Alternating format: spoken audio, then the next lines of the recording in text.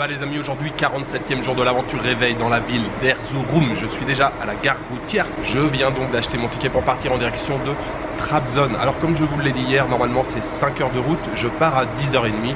Je devrais arriver dans le milieu de l'après-midi. J'ai payé pour ce ticket de bus 65 lira, qui doit faire dans les un petit peu moins de 7 euros, entre 6,50 € et 7 euros. Voilà, c'est parti pour une nouvelle journée en Turquie, direction Trabzon.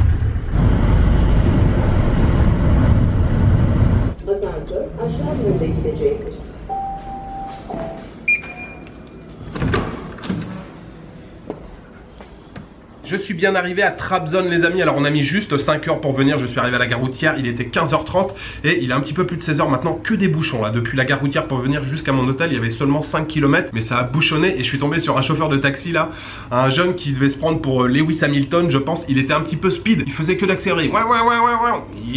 Tout le temps en fait. Même quand on était à l'arrêt là, il accélérait comme un dingue. Il a pas eu trop le temps de me montrer ses talents de pilote parce qu'il y a eu que des bouchons tout du long. Il y a un moment on a eu 10 mètres, il a accéléré comme un dingue pour repiler tout de suite après. Il était un petit peu tendu le chauffeur de taxi. Bref, je suis bien arrivé à l'hôtel, ça s'appelle Alarga Apart Hotel. Je paye 13,50 € la nuit. Je vais vous montrer tout de suite à quoi ressemble la chambre. Je suis plutôt agréablement surpris parce que c'est assez grand et surtout j'ai un balcon avec une vue sur la mer Noire. Oui, à nouveau la mer Noire.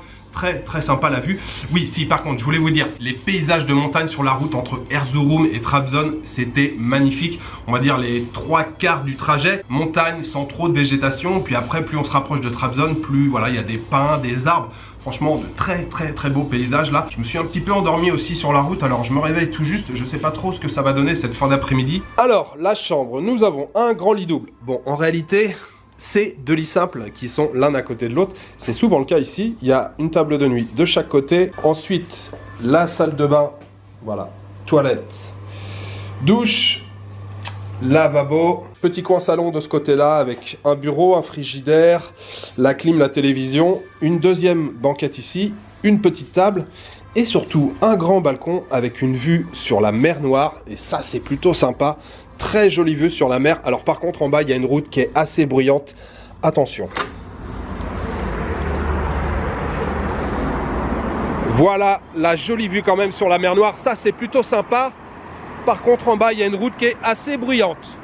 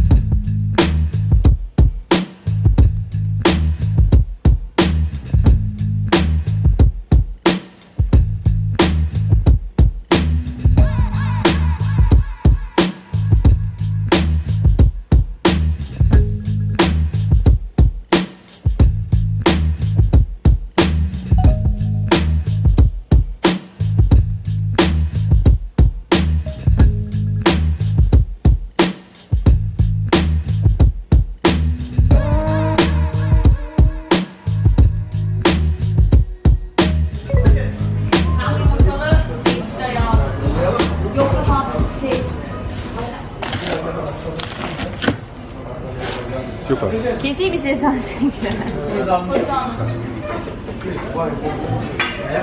Ozan.